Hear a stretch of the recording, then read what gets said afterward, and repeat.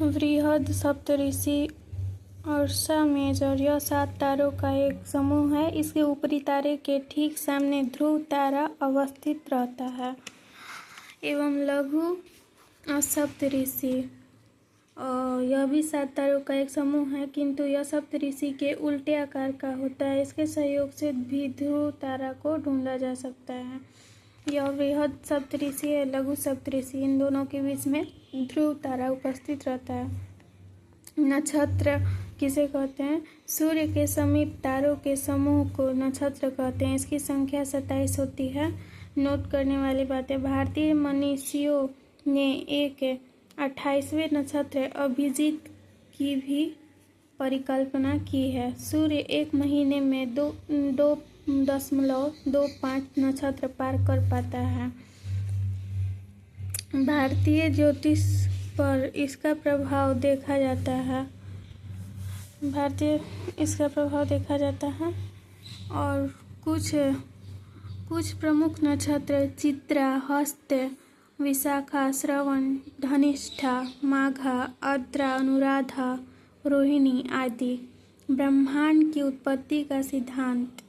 Belgium के पादरी George लेमनतेरे ने महाविस्फोट बिग बैंग का सिद्धांत दिया। इसके अनुसार 15 बिलियन वर्ष पहले एक अति उच्च घनत्व वाले तारा में महाविस्फोट हुआ। इसी विस्फोट के फलस्वरूप कई आवेशित कण जैसे इलेक्ट्रॉन, प्रोटॉन, न्यूट्रॉनों इत्यादि का निर्माण हुआ।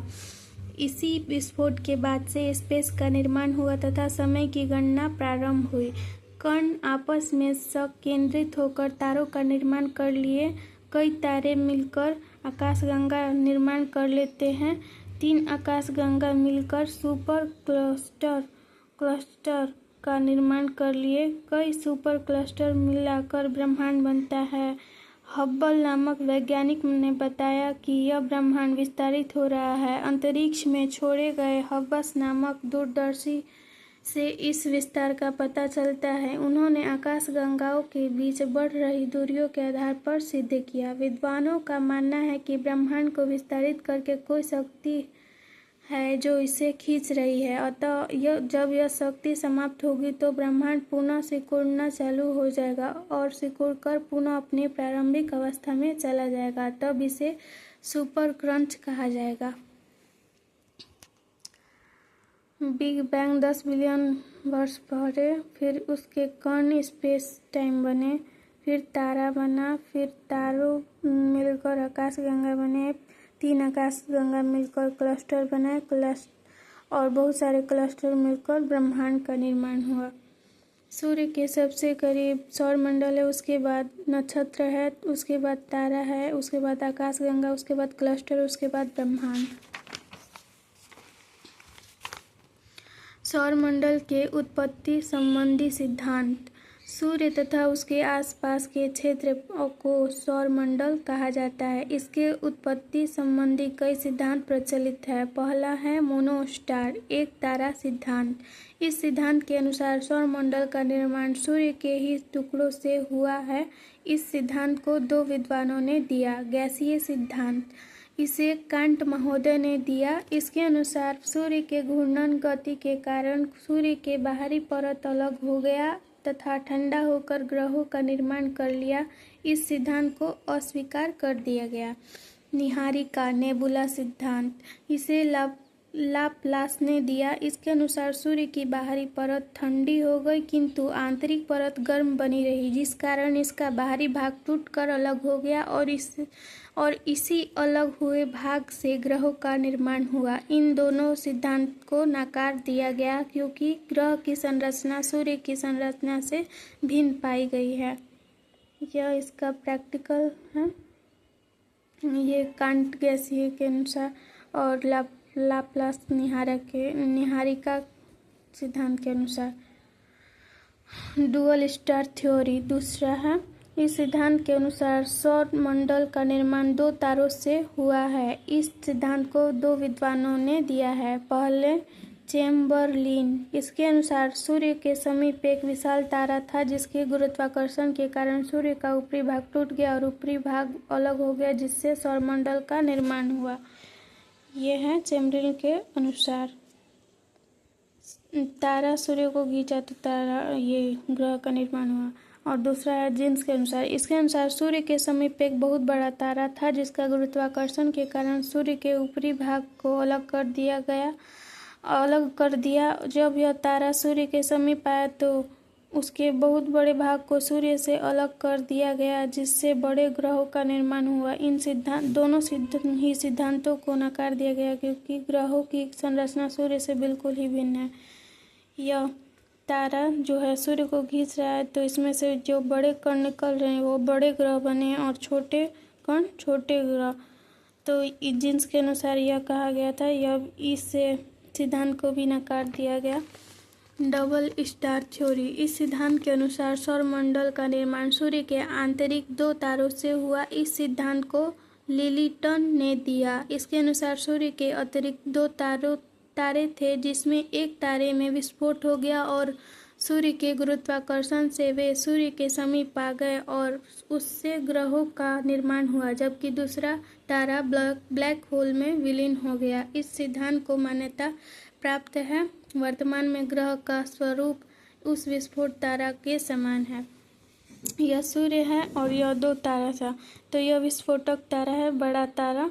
तो ये जो है विस्फोट हुआ तो ग्रहों का निर्माण हुआ। तो जो बड़े ग्रह हैं उन्हें ग्रह का जो बड़े बिंदु हैं उन्हें ग्रह कहा गया और जो छोटे बने उन्हें क्षुद्र ग्रह कहा गया। तो विस्फोट होने के बाद यह ब्लैक होल में एक ख़त्म हो गया और ये विस्फोट होने के बाद ख़त्म हो गया। दोनों तारा ख़त्म हो गए और ये बचे हैं।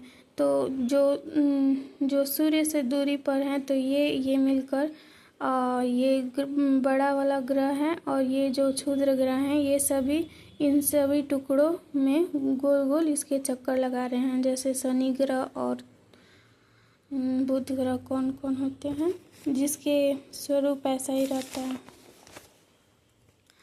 तो सौरमंडल, सोलर सिस्टम, सूर्य तथा उसके आसपास के ग्रह, उपग्रह, क्षुद्र ग्रह, धूमकेतु, उल्काओं के संयुक्त समूह तथा आकाशीय पिंडों के समूह को सौरमंडल या सोलर सिस्टम कहते हैं। सौरमंडल प्रणाली की खोज कोपरनिकस ने किया। सौरमंडल के केंद्र में सूर्य स्थित है। सौरमंडल में जनक तारा के रूप में सूर्य है और सौरमंडल के सभी पिंड सूर्य का चक्कर परवलयाकार मार्ग में लगाते हैं। सूर्य सन, यह हमारा सबसे निकटतम तारा है। सूर्य सौरमंडल के बीच में स्थित है।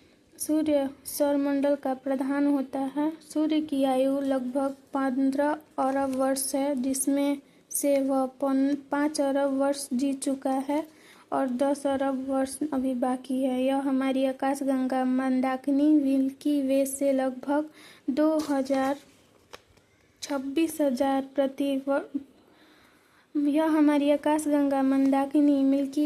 लगभग 26,000 प्रकाश वर्ष की दूरी पर सूर्य स्थित है। सूर्य हमारी आकाशगंगा के चारों ओर 250 किलोमीटर पर सेकंड की गति से परिक्रमा करता है। हमारी आकाशगंगा के केंद्र की परिक्रमा करने में सूर्य का लगभग 25 करोड़ वर्ष लगते हैं। इसका व्यास 13.92 लाख किलोमीटर है। सूर्य का प्रकाश पृथ्वी पर लगभग 8 मिनट 20 सेकंड पर पहुंचता है। सूर्य के अंदर हाइड्रोजन का हीलियम में संलयन होता है और ईंधन प्लाज्मा अवस्था में रहता है। सूर्य अपने अक्ष पर पूरब से पश्चिम की ओर घूमता है। इस घूर्णन अवधि भूमध्य रेखा के 25 पृथ्वी दिवस के बराबर है। आंतरिक संरचना के आधार पर सूर्य को 3 भाग में बांटते हैं। पहला कोर, यह कोर है। दूसरा रेडिएटिव जोन, दूसरा रेडिएटिव जोन ये होगा और तीसरा कॉन्वेक्टिव जोन, तीसरा यह कॉन्वेक्टिव जोन। तो कोर किसे कहते हैं? यह सूर्य के मध्य भाग है। इसका समतापमान लगभग 15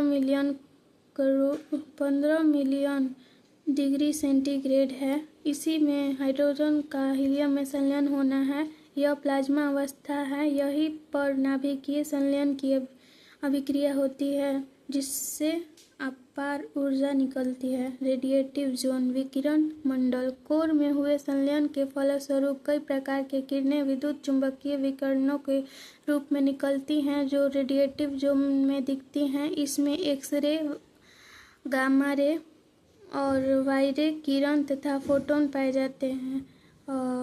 कॉन्वेक्टिव जोन में इसमें हाइड्रोजन 2 के बने सेल पाए जाते हैं, जो अंदर की ओर बड़े होते हैं तथा बाहर की ओर छोटे होते हैं, और इन्हीं के बीच से ऊर्जा आगे संवहन होता है। आगे छोटे होते हैं और पीछे बड़े होते हैं। हाइड्रोजन सौर ज्वाला, सोलर फ्लेम। जब कोर में बहुत अधिक ऊर्जा बन जाती है तो वह सूर्य की तीनों परतों को पार करके हाइड्रोजन को सेल चीरती हुई सूर्य की सतह को छोड़कर सौरमंडल में प्रवेश कर जाती है। उस ज्वाला के पास तापमान कम है, उसके पास ऊर्जा भी कम रहती है और उससे सूर्य वापस खींच लेता है। यहाँ से वापस खींच लेता है तो सोलर स्पोर्ट के रूप में आती है। तो यहाँ पे वापस खींच लेता है। उस ज्वाला के पास तापमान अधिक रहता है, वह सौरमंडल में दूसरों ग्रहों तक पहुँच जाता है। और सौर ज्वाला जिसका 7000 डिग्री सेंटीग्रेड से ज़्यादा होता है, वह पृथ्वी के पास जाकर और वायुमंडल से टकराकर उत्तरी क्षेत्र में अरोरा बोरियोलिस के रूप में रहता है, और दक्षिणी क्षेत्र में वायुमंडल से टकराकर अरोरा ऑस्ट्रेसियस के रूप में रहता है, और यह अरोरा बोरियोलिस के रूप में रहता है। जब ये पृथ्वी के करीब से गुजरता है तो गुरुत्वाकर्षण के प्रभाव में आकर पृथ्वी पर गिरने लगता है, किंतु वायुमंडल इसे विचलित कर देता है और पृथ्वी को जलने से रोकता है। इस कारण 3 घटनाएं उत्पन्न होती है। पृथ्वी पर संचार फोन में बाधा आ जाती है। एक ध्वनि उत्पन्न होती है जिसे वल्सर कहते हैं, और तीसरा एक रंगीन प्रकाश उत्पन्न होता है जिसे अरोरा कहते हैं। उत्तरी गोलार्ध में इस प्रकाश में अरोरा बोरियोलिस तथा दक्षिणी गोलार्ध में इस प्रकाश को अरोरा ऑस्ट्रियोलिस कहते हैं। सोलर स्पॉट एंड सनस्पॉट, सौर कलंक इसे कहते हैं। तो ये है सौर कलंक, सोलर स्पॉट। तो सौर ज्वाला सूर्य के विषुवत रेखा 0 डिग्री सेंटीग्रेड से 40 डिग्री सेंटीग्रेड अक्षांश 2 दिशा तक जाता है। इसे जाने में 5.5 वर्ष तथा आने में 5.5 वर्ष लगते हैं। अतः एक सनस्पॉट साइकिल 11 वर्ष का होता है, और 2013 में 23 साइकिल पूरा हुआ था। वर्तमान में 24 साइकिल चल रहा है। एक साइकिल में 11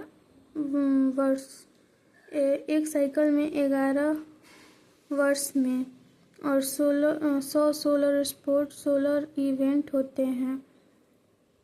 और मैग्नेटिक आर्क, चुंबकीय चाप। जब सन स्पॉट बनता है तो वहाँ की चुंबकीय क्षमता बढ़ जाती है। इन चुंबकीय किरणों को ध्रुव अपनी ओर खींच लेता है, जिसे मैग्नेटिक आर्क कहते हैं।